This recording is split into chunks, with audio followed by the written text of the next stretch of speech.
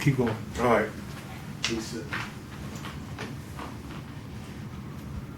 But that it applies to us as a people in this society.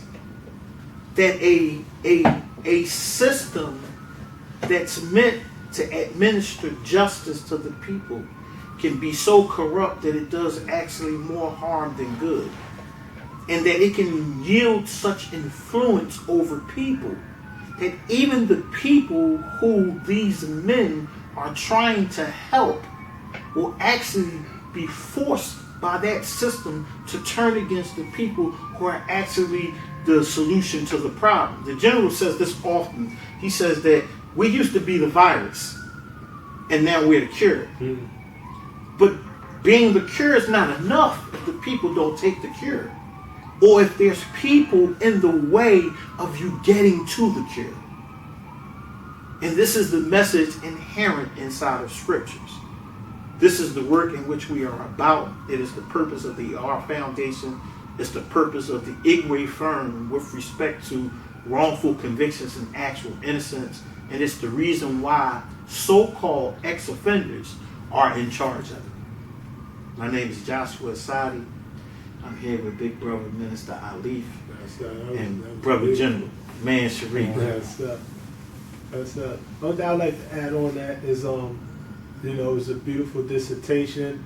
It's clearly factual, spiritual, political, social, and it's not just from 2,000, 4,000 years ago, but in the year 2022, we see all these struggles continue. Mm-hmm. The Honorable Elijah Muhammad teaches us, and I like to say the Honorable Elijah Muhammad because the day is his so-called date of birth, October the 7th. Yes, sir. So it's Messenger's Day, so shout out to all those that support and follow the life-giving teachings of the Most Honorable Elijah Muhammad. He teaches us some deep and profound things about these scriptures that we was talking about. He basically explained to us the scriptures are actually a script.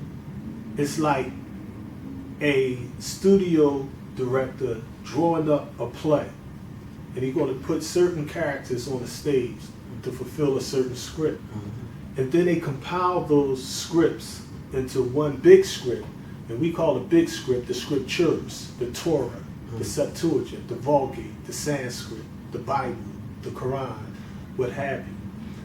The Honorable Elijah Muhammad teaches us this is actually done by 24 black men on the face of the planet Earth to help further humanity, to get up the nation, if you will. And he teaches us in our lesson, Lost Found Mountain lesson number 2 in 1934, Master Muhammad asked them the question, who made the Holy Quran or Bible? How long ago?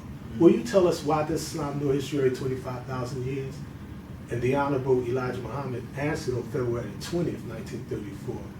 The Holy Quran or Bible is made by the original people who are Allah, the supreme being or black man of Asia.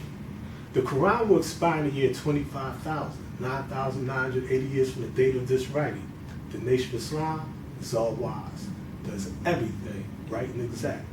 So when we look at the prophets, the messenger told us, he said, you can't look at a prophet until the scientists put a period on their testimony.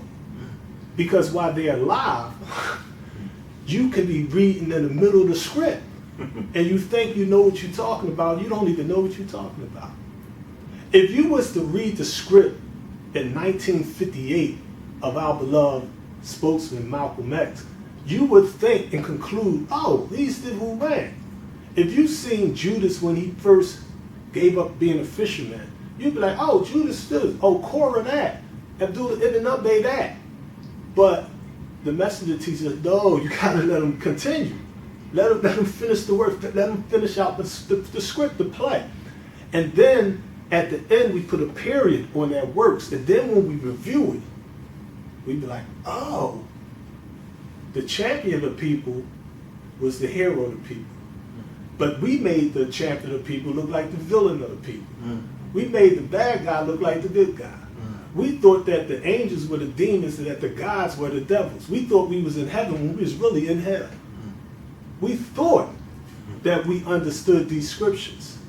But these scriptures and these prophecies, the men and the women that fulfills these types and antitypes, they that understand them don't think like those that do not. Notice, like he explained, he said Musa or Moses, because we don't even know his name, Yusuf or Joseph, because we don't know his name. Right. There's not one church in America that has ever read the Bible. Not one. They don't know Arabic. They don't know Hebrew. They don't know Latin. They don't know Greek. So they never in their life even seen a Bible. They're reading the 1611 King James Bible that was diligently compared to revised. So when they raise that don't know to the level of knowledge, it seems like they know what they're talking about. But our lessons teaches us that knowledge is to listen, know, and observe. Knowledge is the foundation. Wisdom is to make your knowledge known. But understanding is a picture one makes in his mind of knowledge. So the Honorable Elijah Muhammad tells us that when we read these scriptures about Moses and he's doing this and he looked both ways and all that stuff, he said, yeah, you got to understand, that's from our scientists. Moses or Musa be like, I ain't do that. The real Musa be like, I blew some devils up, about 300 of them. I was the law. You know what I mean? But from the real Musa, we have this prototype or symbolic Moses here. So now you got two histories here. You got the historical, or what we call in theology, the historicity, or the real history. Real Jesus got whacked. I mean, the real Jesus got stabbed. The biblical one, the Quranic one, he appeared as though he died on the cross. He put his hand, the police, put your hands up. Back then, you put your hands up in the front. You ain't turning around. They ain't had, Roman soldiers carried 19-inch daggers on that right side. They stabbed the man in his heart. Rigor mortis instantly set it. So we know the real history. But when you talk to people that have no idea of what his name is, they have no idea who God is, what heaven and hell is, what the Bible looks like. You have to, as Master Farah Muhammad said, give them a little milk before you give them some meat. Because you can't cast your pearls amongst the swine because they are not going to understand it. And ignorance is bliss, but a little knowledge is a dangerous thing. You know what I mean? Because when you're dealing with the true and living gods, you now are going into a path that Master Farah Muhammad explained to us. He said Allah or God is all of us. So the scientists write these scriptures to teach us about all of us, to give us an inkling of what was so we can understand what will be. And when you understand the mathematics of it, you be like, oh, God, he adds and multiplies, Satan divides and subtracts. So you'll think that you're adding to the cipher, you're dividing from the cipher. But the real thing is all of the prophecies, not some, all of the prophecies have to come to pass.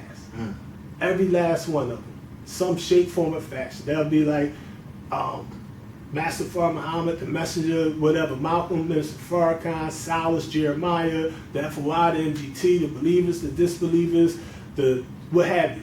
All of us are fulfilling these scriptures, knowingly or unknowingly. So I'm just thankful to Master Farah Muhammad, Almighty God Allah in person, for blessing me to be a servant, a foot soldier, in the struggle for peace, truth, freedom, justice, and equality.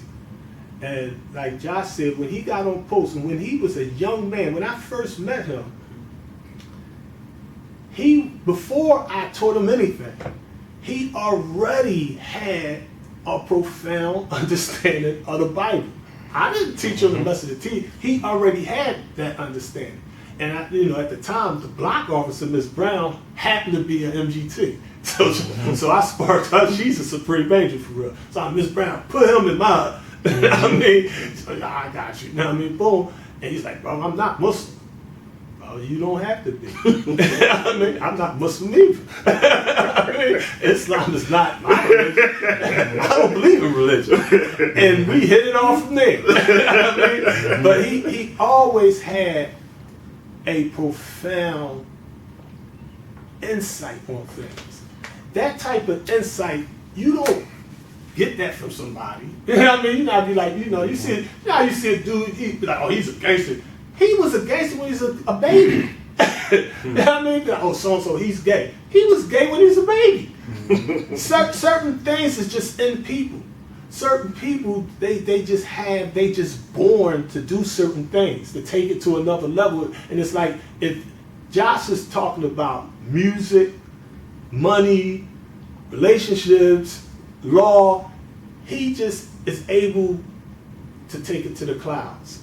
As the scriptures put it, I mean, you know, to come in the glory of the clouds. In this day and time, you take your phone, your laptop, and we elevate it on Wi-Fi. We go into the internet. He takes it through the clouds. Because his thinking capacity is not like the normal person's. He thinks, like Karis once said, I think very deeply. He thinks very deeply. And this is why, even when I was a minister, I remember we used to, you know, we go to hole, whatever, you know what I mean? Like, I remember you and, who was that? Kareem, yeah. You know what I mean? We had all kind of wars, so we ain't gonna get into the wars. but, you know, so we write each other from the hole, and his letters were the letters of a profound minister of the Nation of Islam. And I'm like, yo, this brother, got to make him a minister. It was just in him. You know what I mean? You know, it's just certain people, you know, like the general always been a man's man. It's like, it's not that he try to be tough or try to be macho. It's just his nature and his character, his personality type. He's an alpha male. He can't be other than himself. And it's like, real recognize real. Still sharp and stills, diamond spirals down. It's just that men build men. And the good thing is, I'm confident that the city of Philadelphia in particular, and just humanity in general, is benefiting from the script writers at this particular esteemed, beautiful, we on the 19th floor, moving on up type stuff. You know what I mean? But for them to see the value of so-called ex-cons, I mean, for them to see that value, like, no, we're going to put these brothers and sisters on. We don't care if they Muslim, nation, Sunni, Christian, atheist, gay, straight, young, old. We're going to take people that have the dedication, the natural ability to bring something to the table, and we're going to give them the wherewithal. We're going to give them the tools and the resources so that they can go ahead and help people to help themselves. And I just want y'all to know, I wish we had y'all when we was in the Philippines. We would have to do all that time. You know what I mean? So I'm gonna take and bring the general on real quick. Just let him get a few words over here real quick about. Alright. I'm gonna be brief. Assalamu alaikum. Wa alaikum salam. I bear witness that there's no God but Allah who came in the person of Master Muhammad, to whom all praises are due forever. That's right. I'm gonna be brief. You have to say this, bro. Thank you, brother. And same to both of you. Yes, I'm gonna say this though.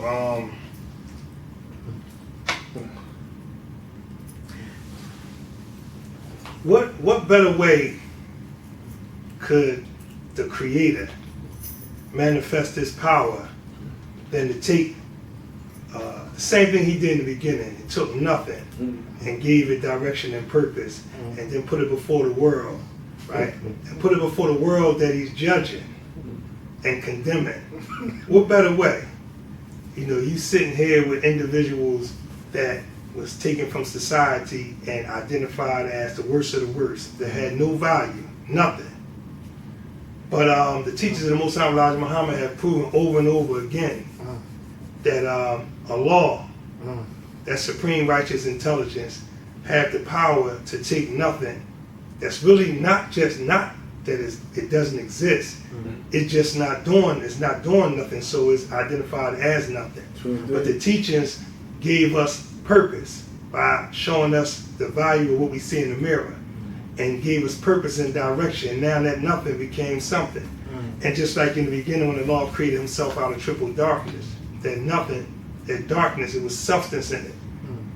It just wasn't doing nothing until it was given a program. You know what I mean? It was programmed to manifest, and that's what we see here. So again, this is just the same divine suit just reheated in 2022, a law shutting down any doubters when it comes to his power. And again, he took nothing, because only a law can take nothing and turn it into something. Facts. So we sit here today, those of us that have been rendered nothing through a system called white supremacy, right? By taking the knowledge of self. That knowledge of self gave us, was the standard in which we live by, therefore made us something. And when you take that, now you become nothing. So, you know, and it's relevant to the whole conversation that our brother minister Joshua was speaking on regarding what's going on in the community. You know, them young brothers been reduced to nothing. And they perceive themselves as killers, and they perceive themselves as drug dealers. And the only way they can perceive themselves like that, if they wasn't created to perceive themselves like that, if it was a system in place which we all know existed, we know particularly because it happened to us. Again, That's right. we was culturally castrated, and in the midst of that cultural castration, we lost the cultural principles that told us to love each other, to love our community. So, you know, once again, the elements of white supremacy have culturally castrated, you know, our people. And the conditions and the environment that we live in act as an incubator that cultivate that self-destructive mindset. And again, it's not nothing different from when we was out here back in the 80s and 90s. The only difference, like I was just telling the politician, the root cause is the same. But what you're seeing is back then when we was out there, when we was in our state of confusion based on not having knowledge of self. That's simple, right? This is why, again, the scriptures say, renew your mind. Elijah Muhammad echoes that when he said, if you want to change the world, change their minds. The way you think. Because why? He taught us, and listen how proficient this supreme wisdom is. Elijah Muhammad knew it was necessary to redefine things. Because that new man that was created 6,000 years ago, when the law gave him power to name things, he misnamed things. Right? So Elijah Muhammad not renamed things, he liberated the definitions of words. You know, so when he told us love, he said love is an elevated understanding. That's right. Right? He had to recalibrate and reestablish the definition of those words, but also he also equipped his soldiers that he was going to send out there in the field, Philadelphia, with a definition of love that was going to allow us to go all the way down where our people have been knocked down at. It's ugly down there. But our love was elevated above their condition. We know when we see a brother out there killing, that's not him. He's actually emulating not his real father, but his foster father, as Elijah Muhammad calls Uncle Sam, our foster father. Yes, sir. And like any child, even if it's an abusive father, we start emulating our father. So what we see the same thing in the community that you see Uncle Sam doing overseas. That's right. Get down or lay down, right? And our job is to introduce that element with a simple remedy, knowledge of self, period. Because when you give them knowledge of self and you strategically give it to them in a way that they can digest it, which requires you to go where they at, meet them where they at, speak the language that they understand at that moment, and then you give them knowledge of self, what it do? It gives them a different perception of themselves. And remember 3 minutes ago I just said they perceive themselves as killers. And if I perceive myself as a killer, I'm going to kill some shit. If I perceive myself as a drug dealer, I'm going to deal drugs. But if I perceive myself as an original man, supreme righteous intelligence, original entrepreneur, original father, original brother, and I can digest it and understand it, and take that knowledge and modify it into understanding, like Brother Minister Ali said, and make that picture in your mind of knowledge. What that does is it gives you a vision, because when you make a picture in your mind, that's called vision. That's right. And when you have vision, you're able to see beyond where you are at. And if I'm in poverty, if I have vision, I can see beyond this moment. I can see the means in which I can pull myself out of those conditions into a better condition with the supreme righteous intelligence. That's my nature, not my foster father politics, which is deceptive intelligence. See, deceptive intelligence is going to make me say, damn, I can go ahead, kill him and take his money. Or I can go rob this person, or I can go sell drugs and make this. That's deceptive intelligence. And that's the detriments of culturally castrating somebody. Because once you do it, their nature is still going to pull for some type, especially men, some type of knowledge that's power orientated. Even if it's negative.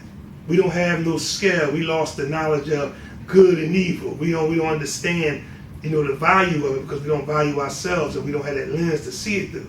So we while in Rome, we start acting like the Romans. But when we acknowledge itself, when we in Rome, we still move like the gods and the angels and righteous men. So I say that to say this. I've been home 16 months, and we was trained for this moment. That's right. The Honorable Elijah Muhammad spoke about the Nation of Islam in depth, and if it's studied and understood, you see stages. And he talked about the men that's Muslims, the men that's FOIs, men that's Muslims, men that's FOIs, men that's angels, men that's guys. He's talking about levels of responsibility. That's right. Who are those men? You judge them by their work. Judge them by their work. You know what I mean? Judge them by their work. So with that, that's what Jesus said. It's good to see the brothers. Beautiful. But let me say this too before you go. We talked that we was created perfect yet imperfect. And I was just having a conversation with a brother before I came here. And he was talking about an individual, another great scientist that was on those concrete cotton fields called prisons with us. And that raised many individuals just like Brother Minister Ali, just like Brother Minister Joshua. And the brother that we was talking about is going through some difficulties.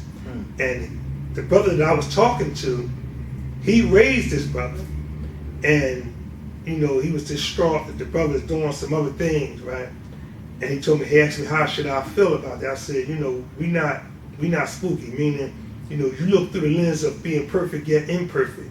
If I can teach somebody something, and if you're looking for me to be unblemished, right, and that's going to be the test, is as if, if you're going to value what I'm able to share with you, then you're going to stay in the state of ignorance because you're not going to find that spooky definition of perfect nowhere. Nowhere. You know what I mean? But I said it to say this. I was blessed to influence some people, right? But I always tell them that don't look for me to be flawless. You know what I mean? I'm a work in progress just like everyone else. Just like all three of the brothers, all of us that's here. But one thing I can say is that these two brothers that's here, that's definitely the messenger's ministers, right? And their work speak for themselves. It would be spooky for me to deny, right, what in law is called incontrovertible facts, right? Minister Ali was blessed Allah blessed him to raise thousands who raised thousands who raised thousands who raised thousands.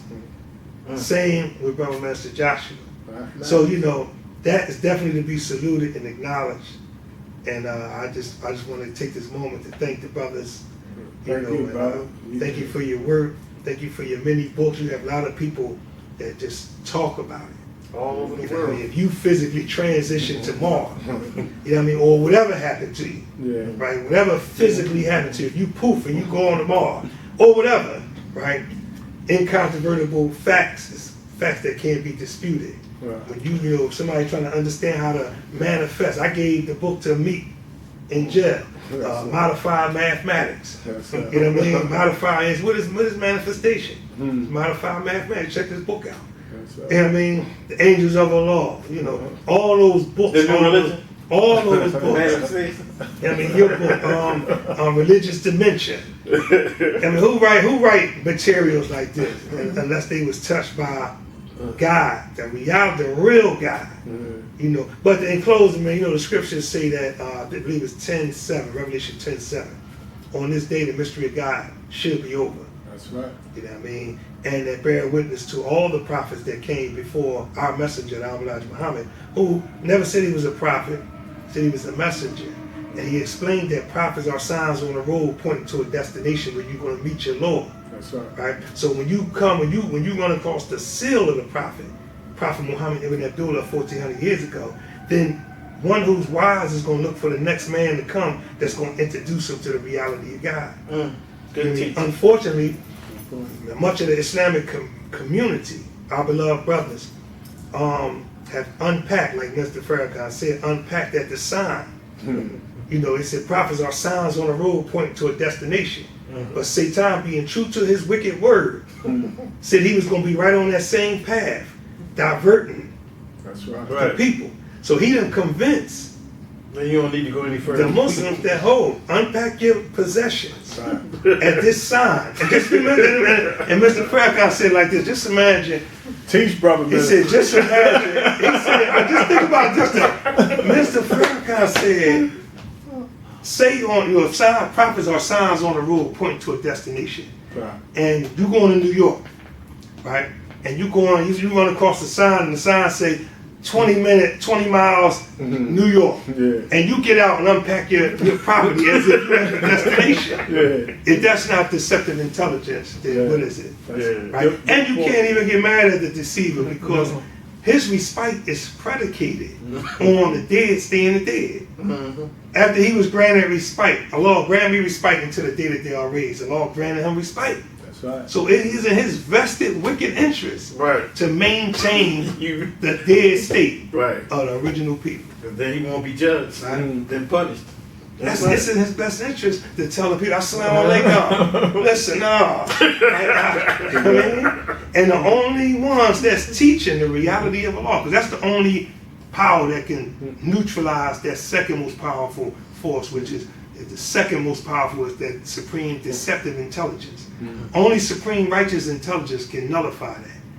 Right? So if man is going to be the one that's wielding that sword, right, to slay that deceptive intelligence, right, but only if man is connected to the power source, its power source, which is knowledge itself, like the computer, it's plugged into a cord. So now we can go get the information and get the value of that computer. Right. But if I can convince somebody to unplug that cord, because it's something that I don't want them to see, right? Then I won the battle. So that's the same thing happened to us. Satan, the devil, know that the only power that can win against him is Allah, right? And Allah is what you see in the mirror. But if I can convince Allah to unplug himself from the source that tells him that he is Allah and that he has the power to neutralize the devil, then that's a war. It's called a war strategy. That's what that's called. Wars and such. Assalamu alaikum. Gotta go liberate some men. Principles of Islam. Set a liberty captive believer. Happy Messengers Day.